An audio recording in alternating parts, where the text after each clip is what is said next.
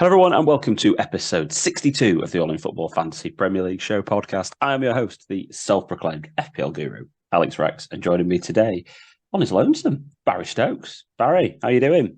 I'm good, thank you. As good as I can be, I suppose. But hey, life goes on. And Barry's corresponding with us today from Nottingham Hospital. Is that right?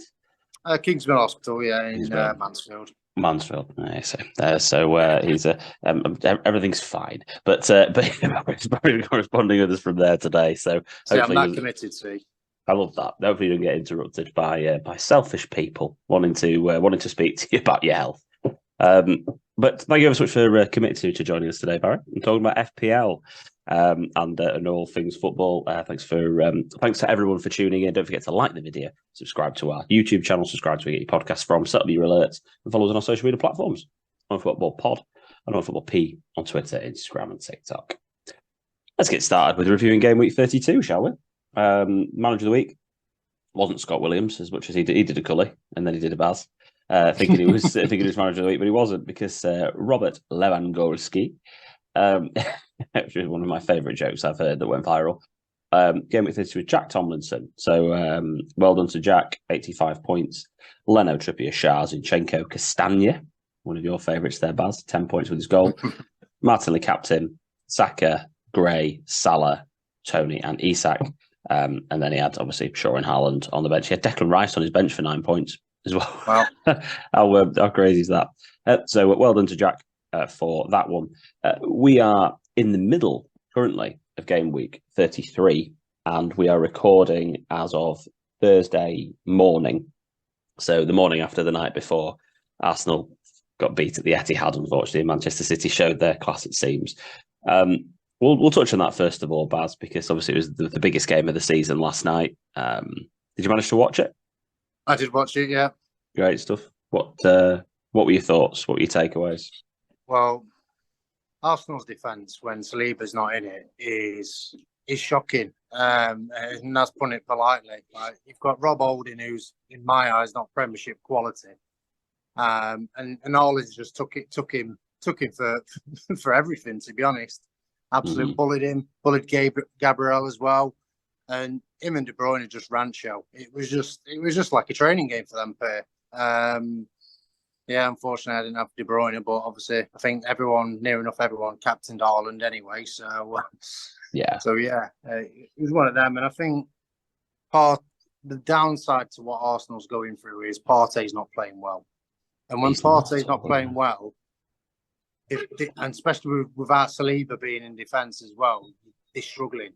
And that's why they're leaking all these goals and not looking comfortable on the ball. And yeah, just City were just unbelievable. And obviously, I still think Arsenal's going to win league now. Since you and Scott said that, and I said City.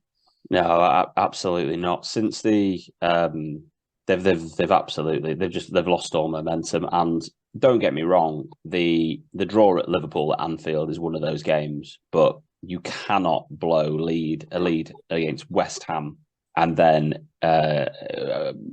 draw with Southampton, the bottom club. I mean, those two results are beyond appalling. If they'd have had those 4 more points, they'd have been on 79. City would have been on 73. And City would have had 2 games in hand. So it would have been still in City's hands because of especially their goal difference. But they could have afforded to lose at City. It wouldn't have been that bad. They'd have still been level on points if they'd have won all their games. But those are the 2 matches. It's like everyone talks about, and I'm a Man United fan, so we'll talk about Liverpool, blah, blah, blah. It's like everyone always says it's the Gerrard slip that cost Liverpool the league when Demba Ba went through. It's not. It was the capitulation at Selhurst Park. When they was they 3-0 up and there was 3-3? Yeah, something like that. Yeah, that cost them the league. That was the league cost. When was it?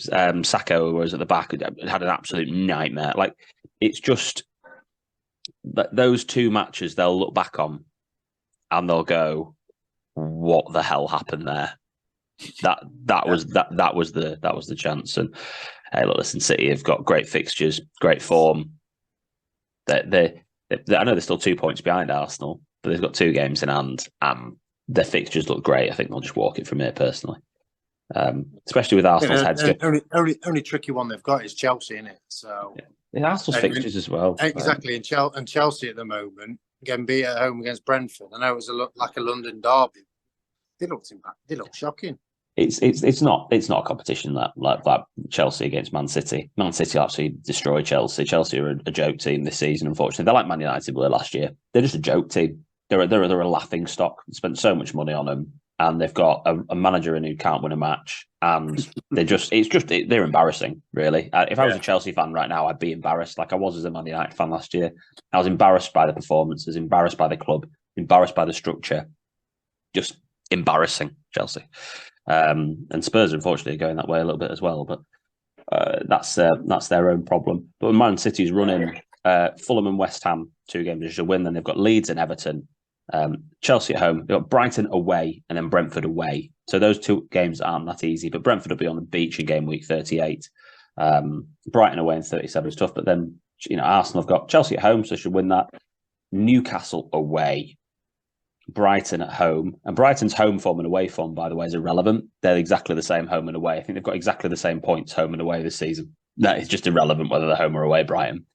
Forest away is not an easy game when they'll be fighting relegation. You see that last night with them beating Brighton. Yeah, I watched Match of the Day last night. So but I always said it's a tricky place to go, City Ground. Forest got a good. They beat Liverpool there, so. Why not? Obviously beat Brighton quite convincingly in the end, and they missed a penalty. So I was quite fortunate they missed that penalty and still saved it. But yeah, you'll take that. 10 points for a keeper that concedes 3 goals. I know. They'll take that all day long. What a win! It's you look at the table for us. I mean, we'll do the top half of the European predictions just now and where we're at after a big shake up. In the last few weeks, but I think we're all agreed it'll be City, then Arsenal, and then Newcastle and Man United will be 3rd and 4th, whatever way round they are. I'd have thought. I don't know what way round they'll be, to be honest. I couldn't really call it. They both got probably Man United. I'd probably put Man United 3rd just because they've got these better fixtures in a game in hand. But Newcastle, I'm a Man United fan, but we have done quite well recently, but. Still, what do you think? Newcastle or Man United 3rd or 4th? As irrelevant as the question is, because no one really cares who comes 3rd or 4th. I think the 3rd and 4th will stay as it is. Yeah, fine. Well, whatever, isn't it? It's just that's the team, and then this is where it gets really interesting in terms of the rest of the European places, because you've got Villa on 54 points with 33 played, Liverpool on 53 points with 32 played, Spurs on 53 points with 32 played. And then Brighton on 49 with 30 played. And that's probably where you'd call it. I mean, Brentford have got a really outside chance of Europe still, really outside. But then obviously Chelsea down in Chelsea haven't got 40 points yet. It's just awful. They've lost 13 matches. Just embarrassing. So your thoughts and minus 5 goal difference. Yeah, minus 5 goal difference. And scored 30 goals. That's embarrassing, as we talked about earlier. Embarrassing. To put that into context, City have scored 3 times the amount of goals Chelsea have. 3 times. And actually, in terms of defence, City have only conceded 6 less. And Haaland's only scored more goals than Chelsea. I think Haaland has scored more goals than Chelsea now, hasn't he? Well, in the Premier League, hasn't he? So yeah, it's crazy, isn't it? So your thoughts on this, because Villa are obviously in great form. 4 wins and a draw in the last 5. It could be better form than this. I've only got the last 5 in front of me here, but 4 wins and a draw in the last 5. Liverpool with 3 wins on the bounce. Yeah, 3 wins on the bounce after a draw with Chelsea, a draw with Arsenal, then smashing Leeds, edging Forest, and then beating West Ham, and then Spurs obviously they've only won 1 in 5. And Brighton are just inconsistent, but a great team to watch really this season. Your thoughts on the European places, Baz? I think Villa's running coming in is quite difficult, to be honest. Good point. We'll get to the fixtures. Yeah. Looking at that, I think after like 36, 37, 38, quite difficult games. Because that's where probably 36, I'll probably be bringing out Watkins and putting another striker in. I'm not sure which one yet. Mm-hmm. Liverpool, the fixtures going forward are very, very nice. But everyone down at the bottom are trying to get points. So no game at this moment in time, unless obviously they're playing. It was a team that got accused that they were already on the beach. Was it Fulham? Probably Fulham. Yeah. One of those teams. Yeah. So it was one of them where obviously there's still so many games left, but these clubs that haven't got enough to play for, then there's prize money to play for. So if you finish higher up the table, you get more money. I think Liverpool probably finish 5th.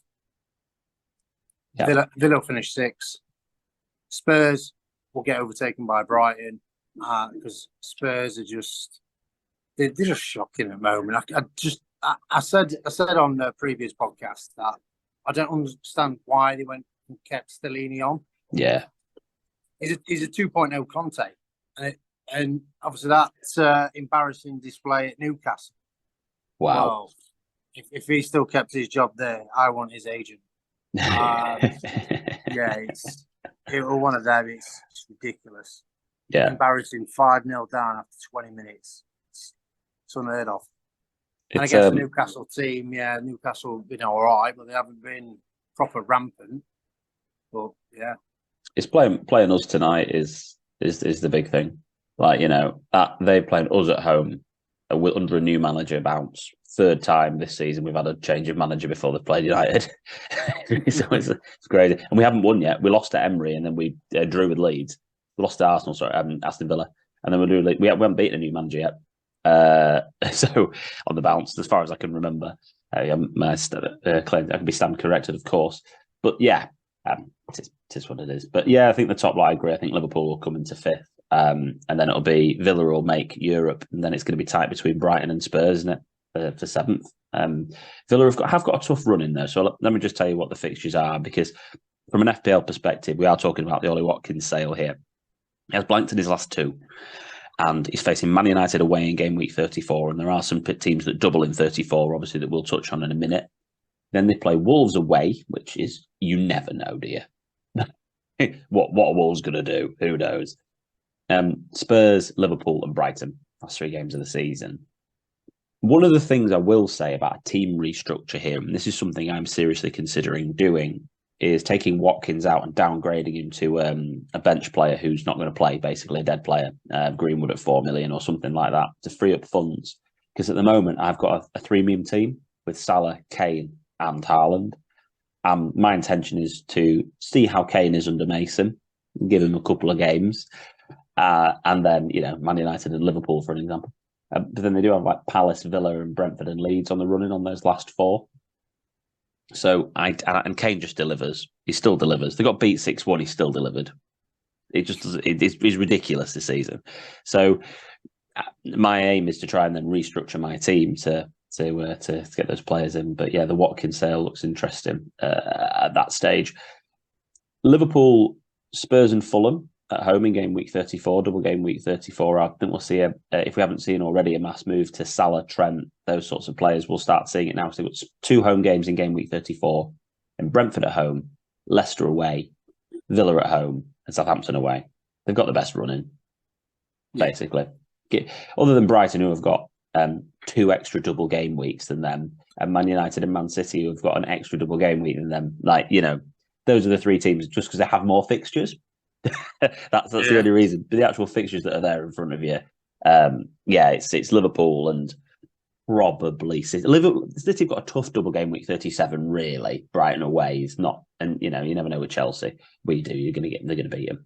So the Brighton away is a tough game, and Brentford away. But yeah, it's we need to look forward now at basically what we're going to do for the run-in, because any transfer you make right now will be, generally you're going to bring this player in for the rest of the season now. There'll be a lot less yo-yo in and out, this, that and the other. You're going to be making a decision now based on bringing a player in from these game weeks, 34, 35, 36, 37 and 38. Now, can I just start by saying and stating the absolute obvious, Baz? Can I go here first? I'll go stating the absolute obvious. Brighton have more games than anybody else, so they're probably a very good team to invest in. Manchester City are the best team in the league, give or take those 2 games in hand and 2 points. They have the second most amount of games. They're a good team to invest in. And just hold the phone, but Manchester United are the 4th best team in the league, or 3rd, equal on points with Newcastle with a game in hand. And they have equal the second most amount of games left. So just a shock. They're all actually got quite good fixtures. If you haven't got 3 Brighton, 2 Man City, 2 Man United, something along those lines, it's very easy transfers for you. Oh yeah, 100%. It's not. I'm not going to reinvent the wheel here. It's really, really straightforward. Those are the teams that have the most games left. Those are the teams that are going to. When you think about it, if you manage to get an extra 3 fixtures from Brighton from 3 players, that's an extra 9 games. For us, it's nearly a full game week extra by having those. City again, another 2. You get 2, another 4. Man United 4. You could end up having 17 extra fixtures just by having 7 players from those teams. It's a no-brainer. So don't overthink it. And that's one of the reasons why I've done really quite well since the World Cup. I'm top 10k, I think top 7k, I think, in Second Chance League at the moment. I've really tried to simplify going for my decision making. So people have tried to overcomplicate things, like I did at the beginning of the season, trying to go differential on captain and getting it very wrong. Just tried to keep it as simple as I could do. Haaland captain this week, for an example, is one of those. So Brighton have had a lot of airtime on a lot of podcasts that I've listened to as well. The one takeaway I would say for Brighton is, if you're looking at midfielders now, it's March and Matoma over McAllister. McAllister's now dropped deeper. It seems to me. So those would be the 2 I'd probably be looking at. They can't defend really that well. So Estupinian is the one who you would look at from a forward and attacking option, and Steele seems to be back in goal and offers great value in that sense. Baz, your take on Brighton? You brought in McAllister, didn't you, of the 3? So you might have a different take on this to me. It was either McAllister or March. I wanted obviously Matoma, but I was planning to get Rashford in it. But obviously I was going to get rid of Bailey because Bailey's injured. But then Bailey went down, and I'm like 0.1 million away from getting Rashford. So yeah, it looks like Rashford is to be further down the line, and that's a bit of a shocking planning from me, because if I brought March in, then I'd have been okay. But I thought, no, I'll go for McAllister because he has been playing quite well. And to be honest, I wish I just kept the transfer and banked it, to be honest, because I've been saying for Forest away is a tough fixture and all this, and then I go and bring in a Brighton player who's playing Forest away. And yeah, it's biting me on the arse. My forward planning has kind of been thrown out the window that I pre-planned when I did my wild card, because of the Almiron injury and other injuries that affected my obviously choice making. So, and I've had to put them fires out before I want to do my planned ones. But yeah, I think Steele's a cert because he's a cheap goalkeeper. He's starting, and March and Matoma, I think, like you said, McAllister's gotten deeper. Yeah, he had a good effort, but he takes penalties as well, so that could be the only saving grace, maybe. Yeah, don't get me wrong. He's not a bad pick, at all. He could end up paying off set pieces, penalties. Yeah, it could end up paying off. He just has moved deeper in terms of his position on the pitch, hasn't he? And that's Matoma is the number 1 player definitely there, and March has had a great season. But yeah, well, I completely agree with everything you said then, Baz, to be honest. Estupinian's attacking return seems to have dried up. And especially after his mistake, he could potentially get dropped after that, maybe. Yeah, I don't know who they'll bring in to replace him, but that was an absolute shocking mistake. It's going to be tricky, that, to be fair. So yeah, from a Brighton perspective, I think we're looking at those players seem to make sense. Before we move to City and United, another point I wanted to make, I had a question about hits as well, and we had this conversation, Baz, very briefly.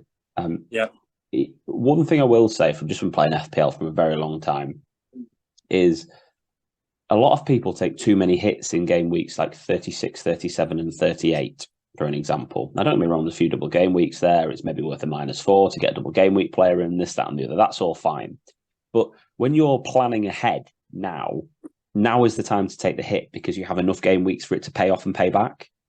And if you can restructure your team ideally now, like if somebody said to me going into game week 34, this is the perfect game week, by the way, to take this -8 that you've been wanting to do to sort your team out, is because you've got double game week fixtures to have an instant claim back of those points potentially. And also you've got 35, 36, you've got another 4 game weeks after, including a couple of doubles, to then claim those points back. Because if you take a hit in 36 or 37 and it doesn't pay off, it's just backfired. It's just wasting points.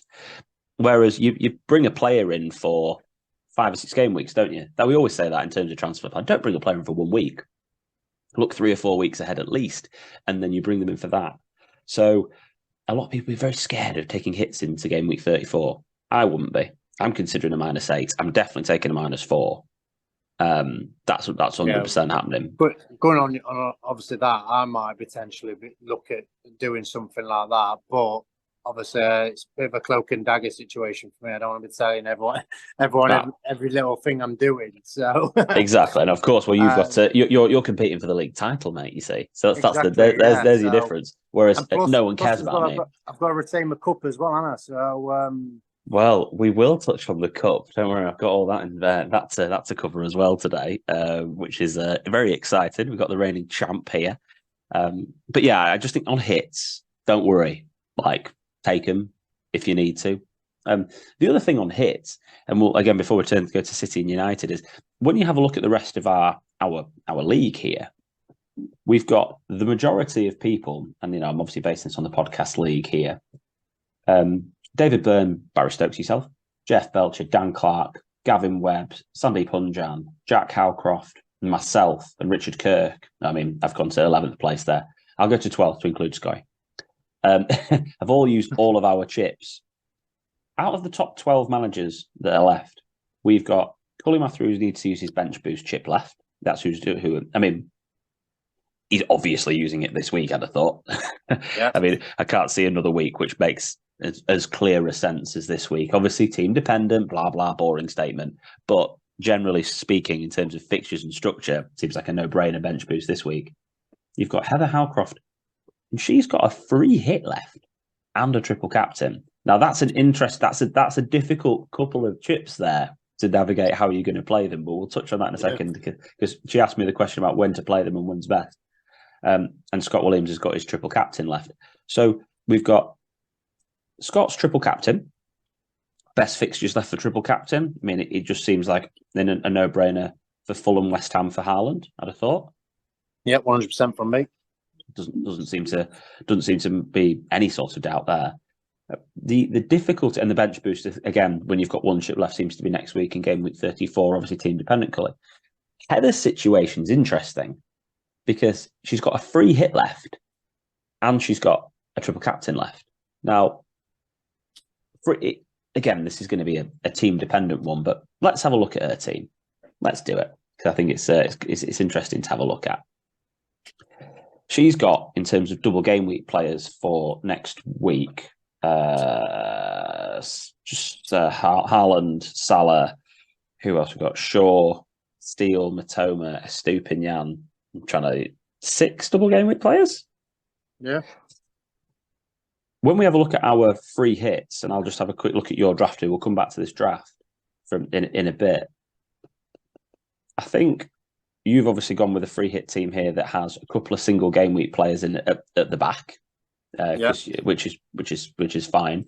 I think I'd also be considering quite strongly, instead of like a Zanka, maybe going for like a Robertson, because then you could have three Liverpool players in, for an example. I think Trippier at Southampton's still a really great option, but there are other double game week defenders if you wanted to go for them. You've got Wan-Bissaka on the bench. You could maybe have Shaw on there instead. I don't know, something along those lines. Well, that is basically a team where he's on the budget. Spot on the nose, because as you can see, I've got De Bruyne, Haaland, and Trent Alexander-Arnold. That is like packed with loads of potential gimmies there. Yeah. So yeah, literally, that's why I've got my man Kinder Breno on the bench, as you can see, and that's put him in for a cheap option. And Zanka's starting now because Jansen's out, so probably Wan-Bissaka will probably start for the double game week fixture.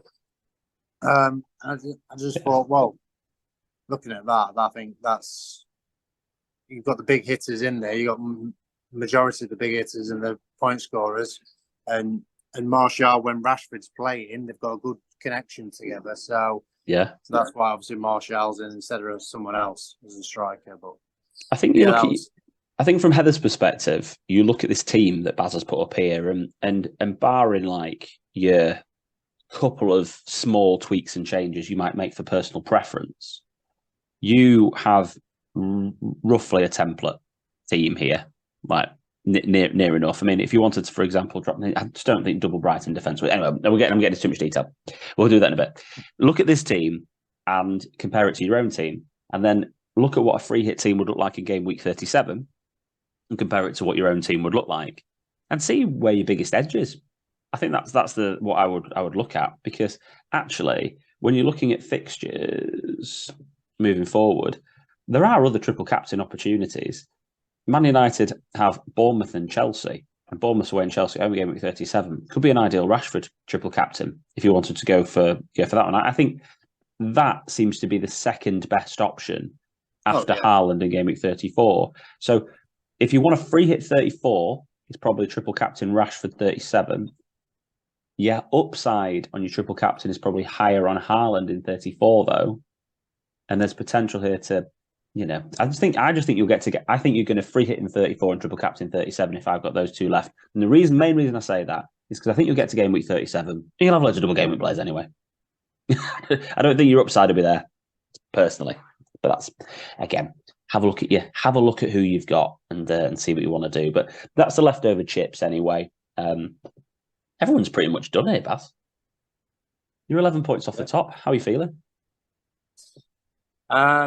Nervous, excited. Don't want to bottle it. Don't want to do a Spurs or an Arsenal. At least get a top three. Would be nice compared to obviously last season was a bit like your season. To be honest, Alex started off very poor, then worked May up. Obviously picking Ramsey early on in the season, and obviously he's starting to look a bit good now, but.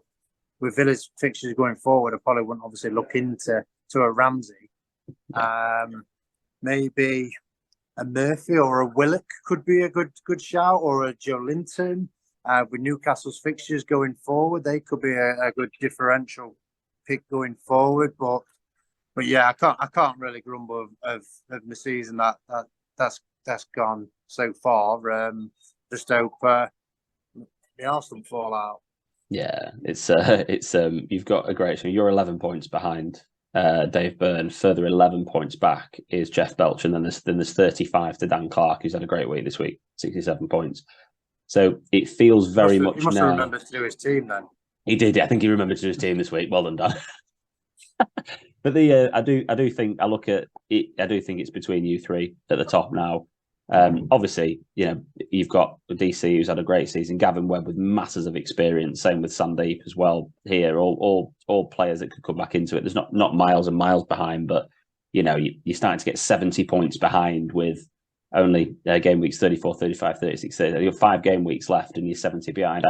I kind of think at this stage of the season, you're still within a shout of winning it if you're within 10 points a game week or 15 points a game week at a push. Because realistically, the teams are very, very similar. You need to definitely be within 20 points, but 15 points realistically gives you the only opportunity of winning. So if you're in this situation going into the last game of the season, it's going to be exciting. Player ownership in our league is something I wanted to touch on now. Obviously, there are a few players in our league who have stopped playing at the bottom down here. I think we're one of them in the podcast team, aren't we? But certain ownership for players is they Trippier, Haaland, Martinelli.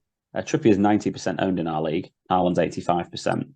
But then actually, there's quite a lot of differentials, really. The only other players that are in over half the teams are Martinelli, Watkins, Kane, Mitoma, and Saka. Then you've got Rashford at 45%, Grealish, Salah, Estupinian, all above 30, and then it make your way down to the below 30%. So 1 in 3 teams.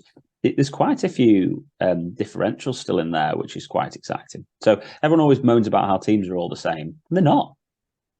Like, they're not really.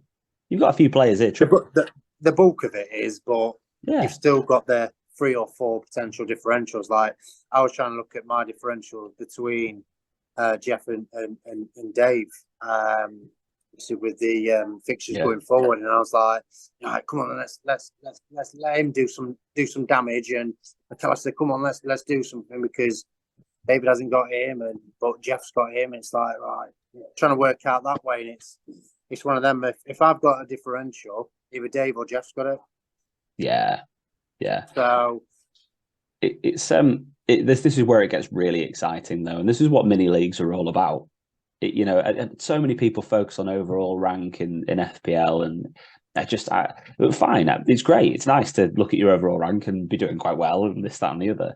But it's a game to play against your mates in a league to try and beat them. And this is where it gets down to the nitty gritty. This is why we do a podcast about the All in Football Podcast League. Really, we do look at overall rank. We do look at these sorts of things, but I'm not really bothered about what anyone else is doing outside of our league. This is the people that listen to the pod mostly, and this is the fun bit.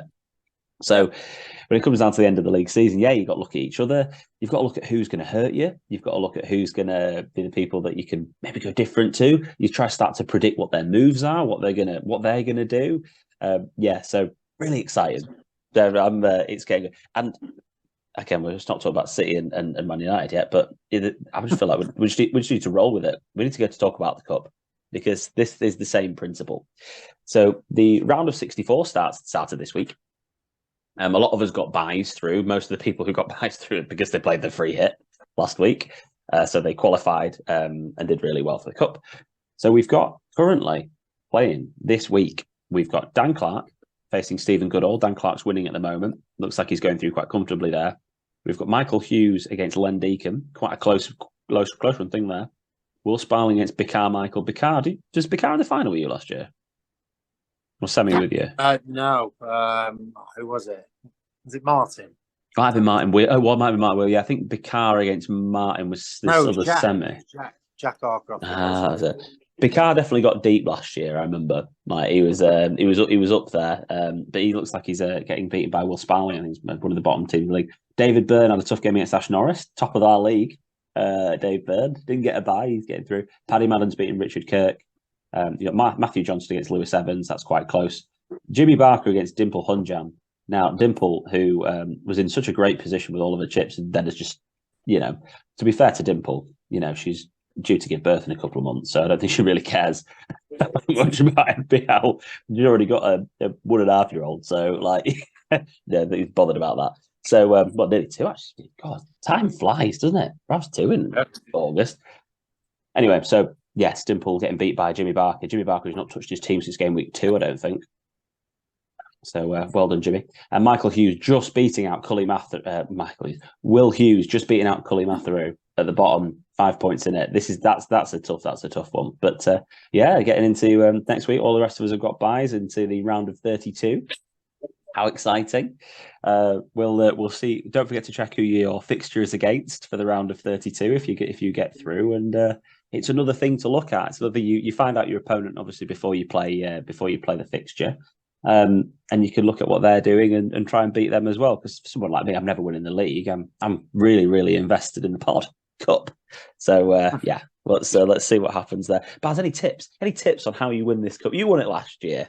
How did you do it? Talk to us. To be fair, I think I had about 2 or 3 chips left like Heather. So to be honest, if I had to pick one, I'd say Heather's going to win the cup.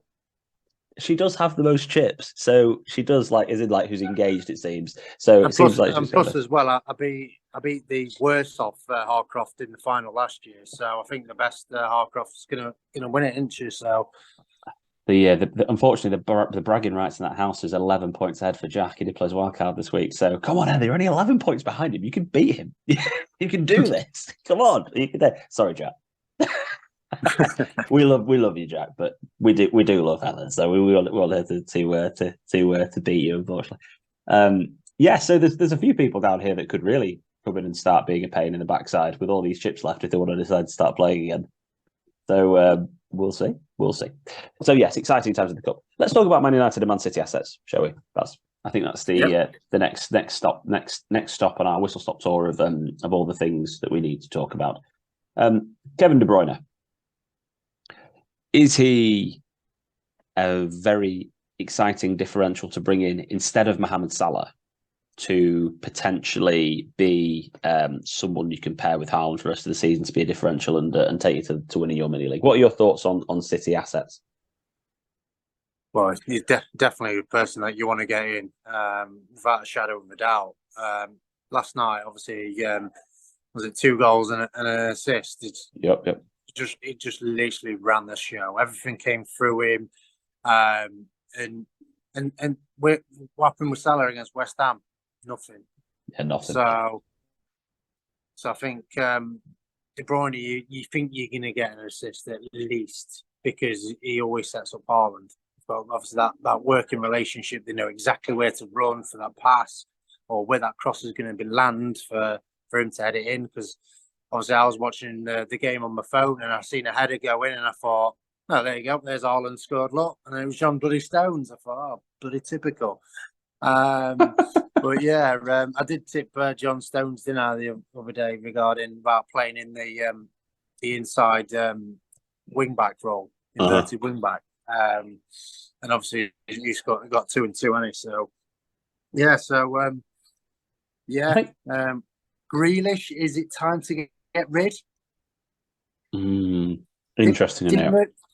Didn't really do much for me, but then Foden's obviously back on the scene. Mahrez didn't really play. It's one of them. It's like, is he going to be dropped soon if he doesn't start performing? That's my issue with Grealish and with the Pep roulette.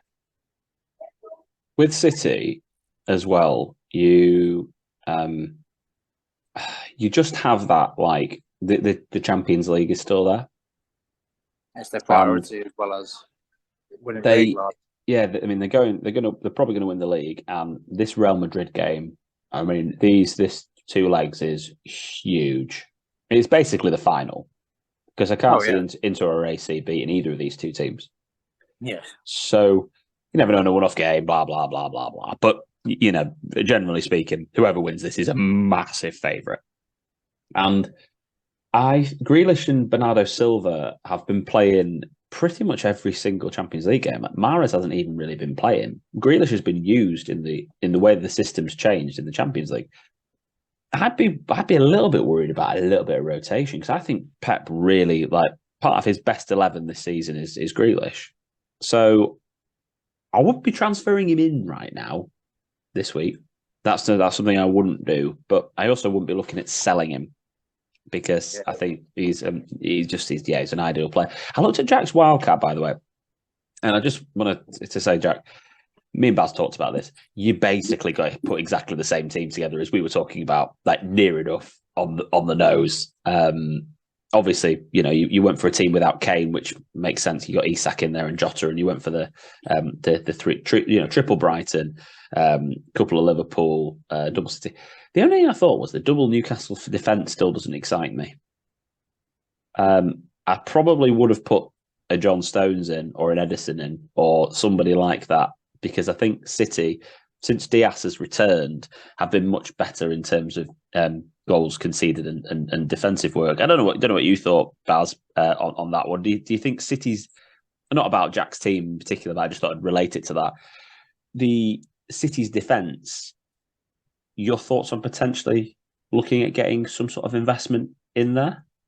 I think, like I said earlier, I said about John Stones, I think is a perfect example of how to get that differential, as well as a potential clean sheet and an attacking bonus from defenders.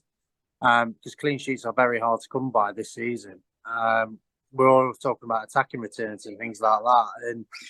And yes, I agree with you with Diaz back after his crazy little kick out, and he could have been a sending off, but I don't think it was too much in it, if you know what I mean. It was just like a little like kick, get off me kind of thing. But yeah, he definitely solid it up at the back. and Edison is ball playing goalkeeper as well, so you can potentially get an assist off him as well with his obviously range of passing. But if I had to pick out of them two, then obviously it'd be John Stones. I completely agree with you, and I think the City defensive conversation is difficult because I think they've kept 4 clean sheets and that's it since the World Cup. So not great. They've not kept a clean sheet in their last 4, and which is just they've played Arsenal, Leicester, and Southampton. They played Arsenal, Leicester, Southampton, and Liverpool. So Leicester and Southampton, they still haven't kept clean sheets. They're just so leaky. They've only conceded more than 1 goal since the World Cup once, and that was when they beat Spurs 4-2 from 2-0 down at home. It took a really good goal from Rob Holding to break obviously Man City's clean sheet, but it didn't look like Arsenal was going to score. Yeah, as the saying is, they didn't look like they could score in a brothel until Rob Holding did that. And I was quite happy that David Byrne got rid of him, to be honest, because he brought him in. I'm like, why has he brought Holding in? And I looked at him panicking, going, I hope he ain't got him. I hope he ain't got him. And obviously he hasn't. So, yeah, that worked out quite happily for me. Yeah. But, yeah, I think going forward, I think City's defence is a must. I think I'm going to potentially put a City defender in because I've got double Chelsea at the moment and defence, and I definitely don't want that. Yeah, I think again that's the difference, isn't it? You don't want that. Like the thing about Newcastle as well is like they've also not kept a clean sheet in 4, and it's just all very clean sheets this season. Exactly like you just said, Baz. It's just so hard to come by. So again, have a look at the attacking returns, and I think you're totally right. I think John Stones is an ideal asset. 5.5. City can keep clean sheets potentially, but also he's getting some attacking returns, getting involved in the attacking play. Seems like he's the new Cancelo, in that role. He doesn't trust Kyle Walker in that position. That's the guy I'd be looking at in terms of defensive investment. Because, like I said, one of my favourite things. Can I just read you out Edison's points? Go on. 2322 6722 12 16 11 822 22 22 9526. What a troll! Oh, he's such a troll. He's the thing is, I never invest high in goalkeepers because when you've got like an Edison or an Allison or anything like that in previous games, obviously it's slightly different this season because Liverpool's been shocking and Man City has been quite leaky. You don't get save bonuses. You get a clean sheet, and whereas if you have like a Saar or a Leno, for example, you're gonna get save bonuses and maybe the odd clean sheet. So that's my take on goalkeepers. I don't really heavily invest in that. It's so for all those people that obviously Haaland's, that's not to bother talking about him. Obviously in probably perma captain for the rest of the season. Looking at the fixtures, near enough, but maybe that Rashford 37. I can't see any other time I wouldn't be captaining him if all well and said, blah blah blah. Other than maybe 37. Maybe a double game week for Brighton. Maybe that game week maybe that, yeah, maybe that 30, maybe that 36. Brighton has double game weeks with Arsenal and Newcastle. So I suppose Newcastle have got Leeds and Brighton. Maybe. And they're both away as well, Arsenal and Newcastle. Yeah, but then City is there with Everton. I think I back Haaland in one match against Everton to get more points than I do any Newcastle player in 2 matches against Leeds and Brighton, and any Brighton player against Arsenal and Newcastle. The only favour is it's that Goodison and Dyche and Everton are fighting for points. But I'll probably still have Haaland captain anyway. So he's going to be captain 34, 35 and 38. Brentford away is obviously not the easiest game in the world. I suppose if they're in the Champions League, if they're in the Champions League final and the FA Cup final, and they've already won the league, why would you play Haaland? I suppose that's the other thing. They might already have the league title wrapped up by then. If they've won the league and they're in the 2 finals, you transfer Alvarez, wouldn't you? Yeah, exactly. You almost deserve Haaland to get injured for playing in that game. But it's just, why would you take the risk? I just don't understand it when managers do that. Like, I know they want momentum and blah blah blah. But nonsense. Don't need momentum. That stage of the season, you played together enough. You don't need momentum. You need to rest your players. I think it's a nonsense when people do that. So yes, I think investing in City is really difficult midfield stuff. If you can afford De Bruyne, great. If you can't afford De Bruyne, I wouldn't be buying Grealish or Mahrez or Bernardo Silva or any of these players. It's really difficult what player to put in. So yeah, that's probably why I said it like a Stones, or maybe like what you said in Edison. Yeah, Edison. I brought Liverpool up here first. I need to put the Man United stats up as well. Let's do Liverpool and then I'll get to Man United because I've got the stats up for Liverpool already. But Liverpool are another team, obviously high up the fixture ticker as we discussed already. Jota's been back scoring points, which is great. He's started all the last 6 games. 39 points. He's got 2 assists and 4 goals and 2 assists, 6 goal involvements, and the most points.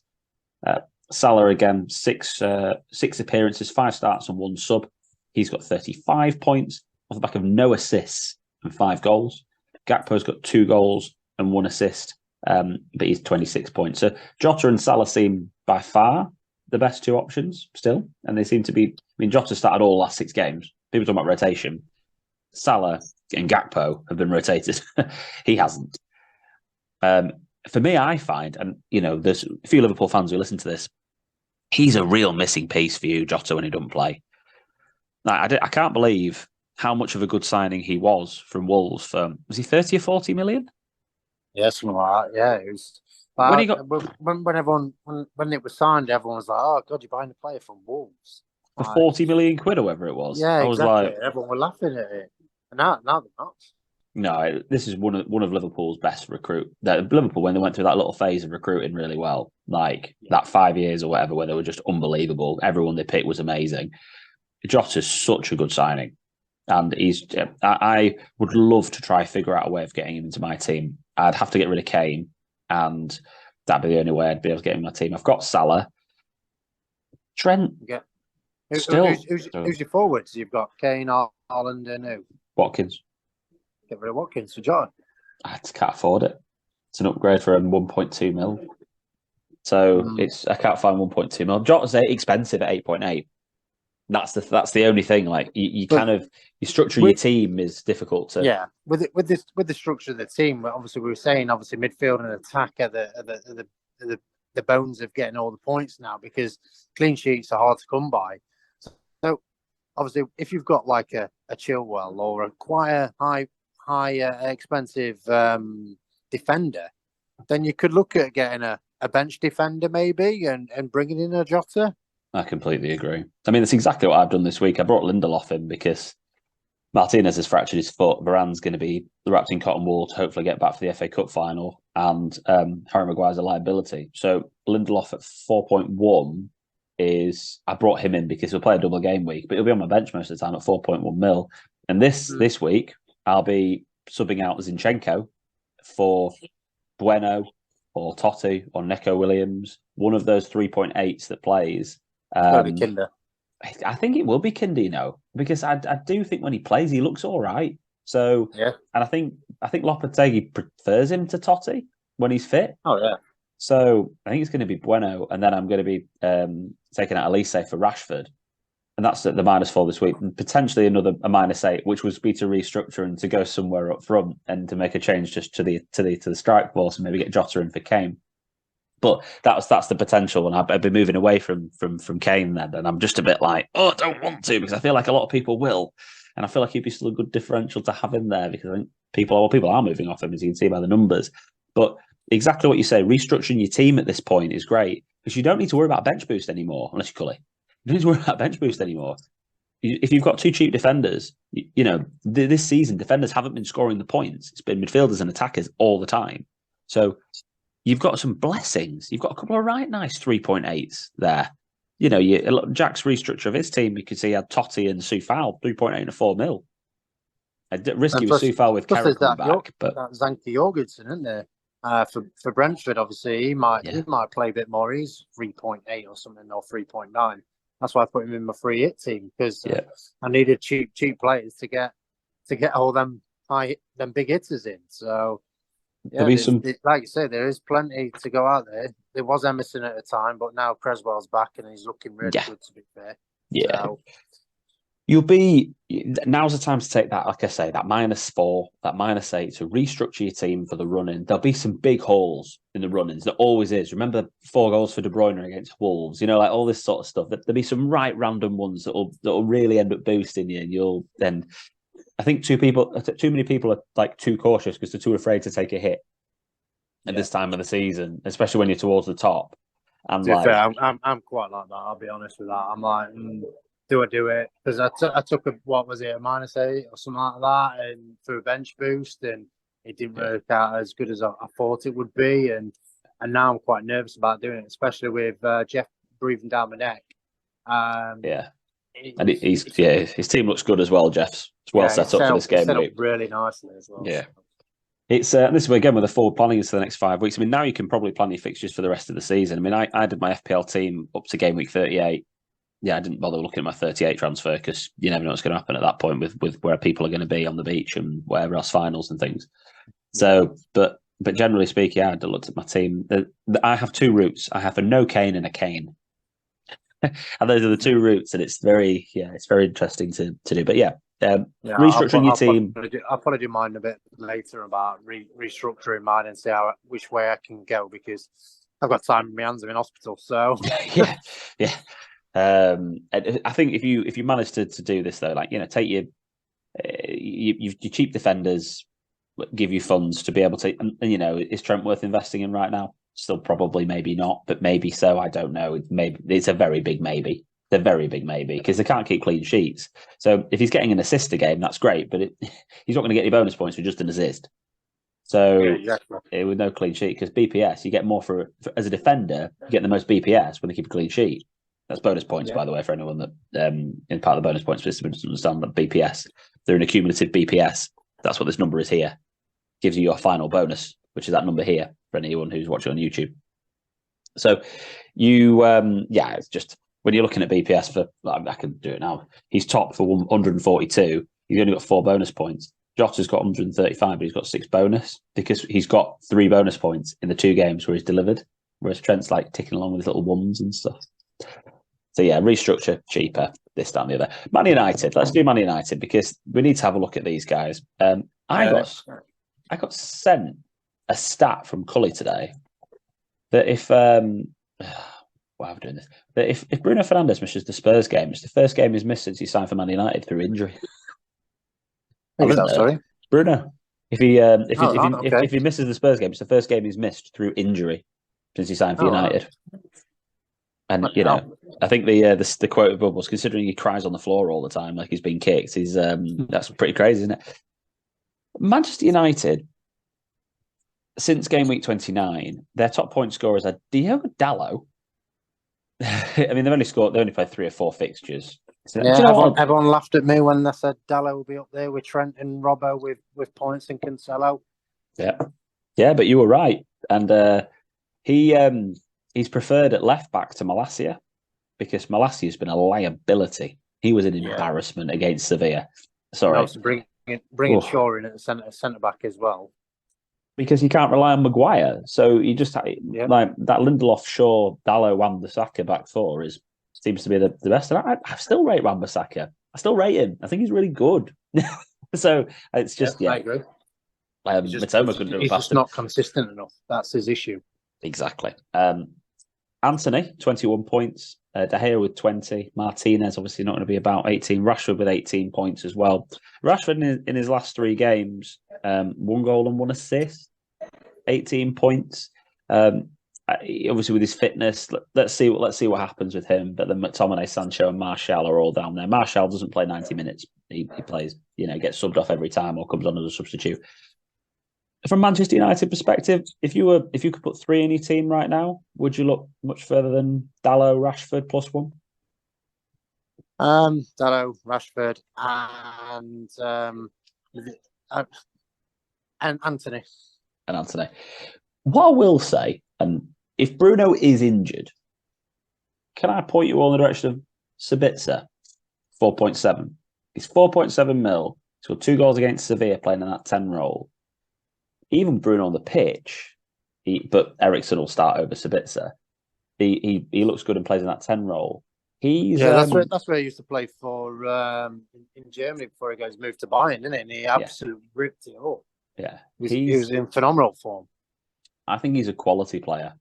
I really hope we sign him permanently. No, absolutely not.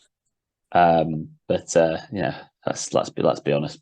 The inconsistency from referees this season is an absolute joke for these sendings off and stuff and bookings. The FA Cup semi-final was embarrassing. I think the referee was awful.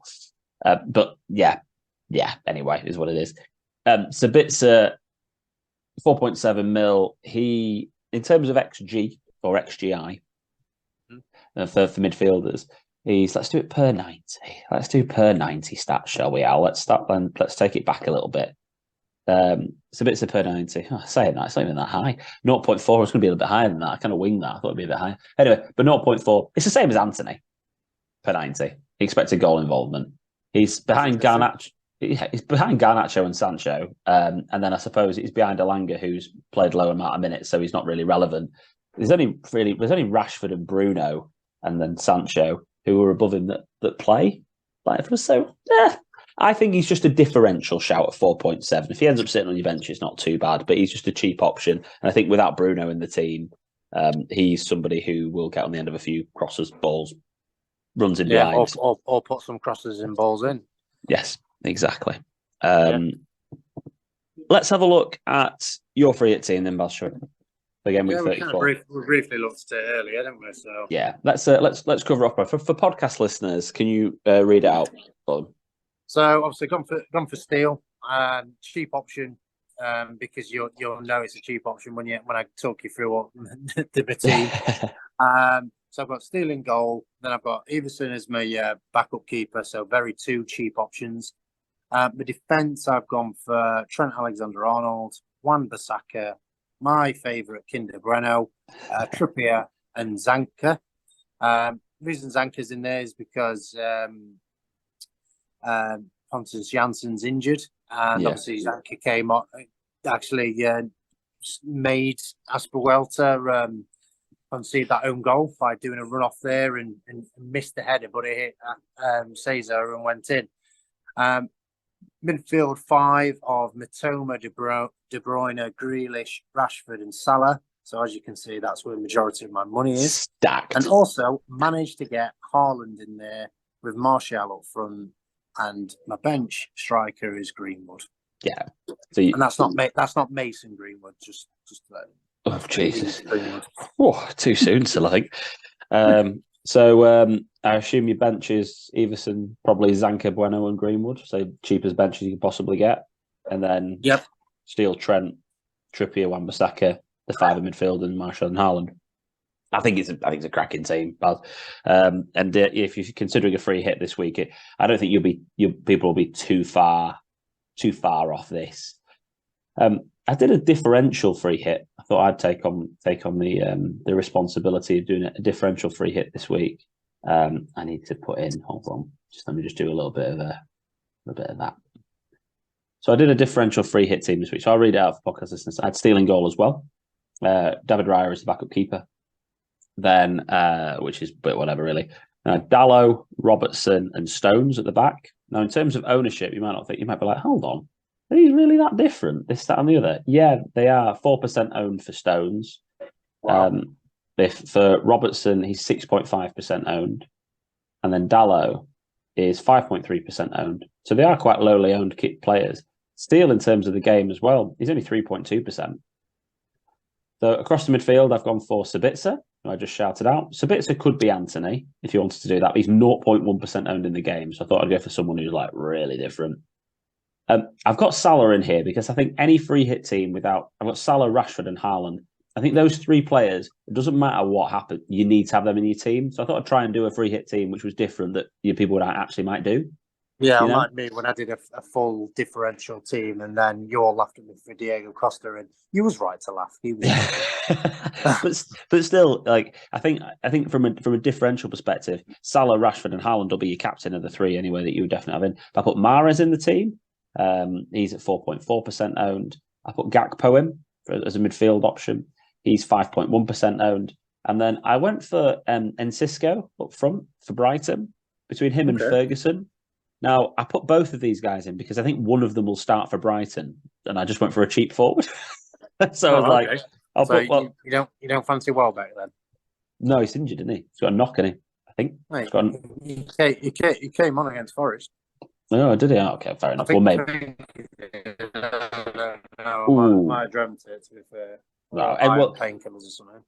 Well, in Cisco, I've started him because sometimes he plays as a 10 anyway. So I've put him in to start with anyway. But basically, I went cheap. 4.4 in the bank. There's definitely some other players in here. I mean, Jota's an absolute.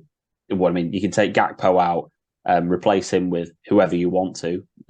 Maybe a McAllister or a March Matoma, whoever you want to have an extra Brighton midfielder, and then change Cisco for Jota, for an example. I think that's something that's more than viable, and he's only 4.7% owned, Jota. And then Gakpo was like McAllister, who is 7% owned. So again, he's a differential in that team.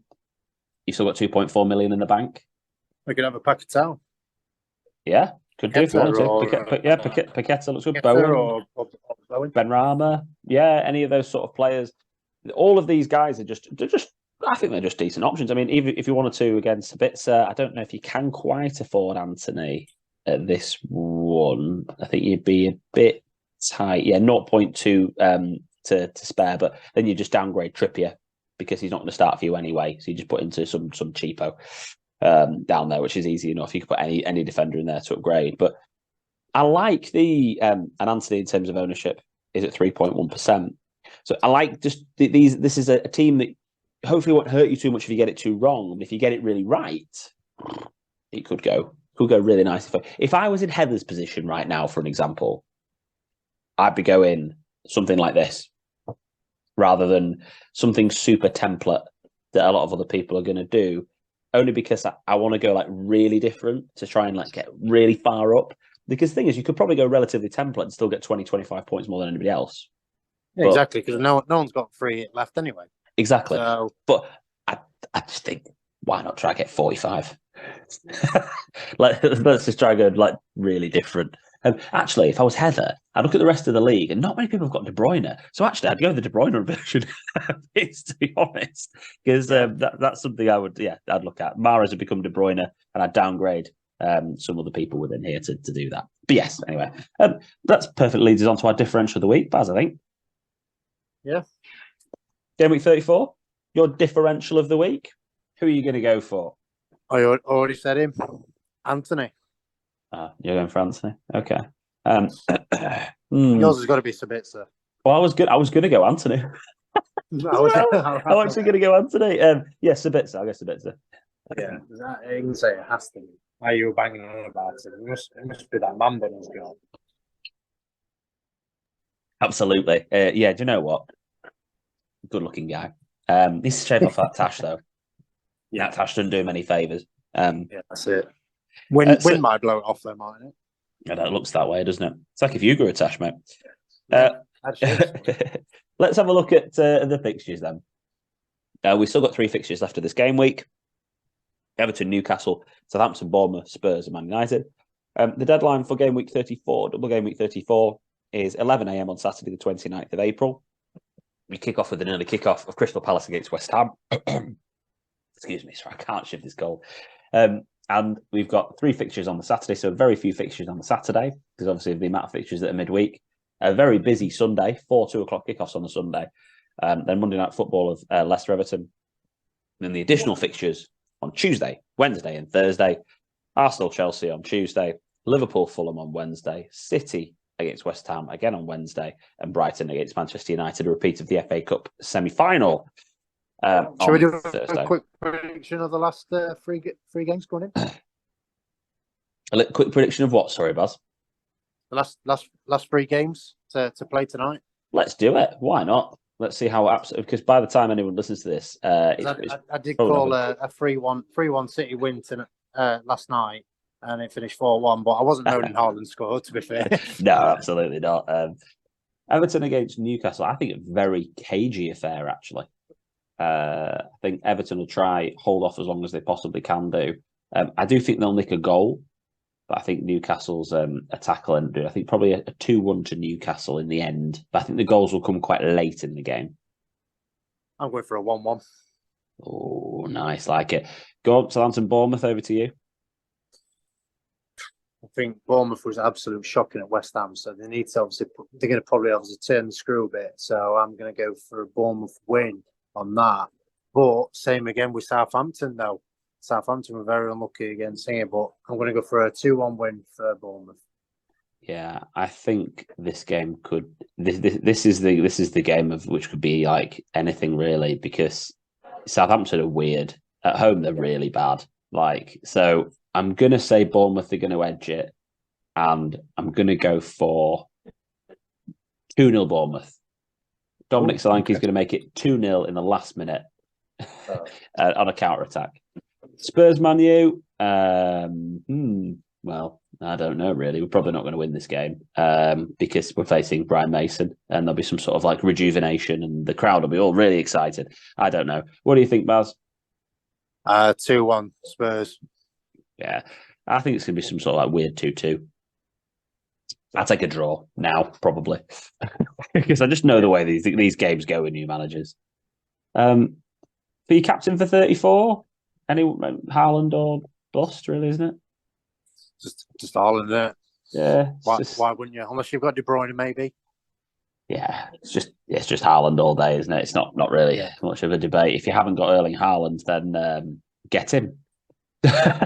don't captain anyone else. Just get him and stop faffing about. I don't know. I mean, Liverpool have got half decent fixtures. They're at home to Spurs. Liverpool at home are a great team this season. Great team, good team this season. They play Fulham at home, who are on the beach. So maybe if you haven't got Haaland, go Salah, but whatever. Haaland, and Haaland. Yeah, so that sounds very feasible. I think that's us, really, Baz. I think that's us covered. Yeah. We're just gone just over an hour, but not too bad. And thank you very much for joining me from the hospital. And all we wish you all the best with your recovery from your leg injury that you have at this very moment in time. No worries. Thank you very much. Good. Hopefully have a swift recovery and can go from there. Great stuff. Thanks very much for joining us, everyone this week. Anyone. Thanks anyone for joining us. I'll do that instead. Thanks anyone for joining us this week. And don't forget to like the video and subscribe to the channel on YouTube, and subscribe to us wherever you get your podcast from. Give us 5 stars. Give us a nice review. Do something nice. We had the most views we've ever had on a YouTube video last week. So that was great. Thank you so much for everyone's engagement. I really appreciate that. And don't forget to follow us on Instagram, Twitter, and TikTok, OnFootballPod. And good luck for game week 34. Good luck for the rest of game week 33. And we'll see you next week. Bye for now.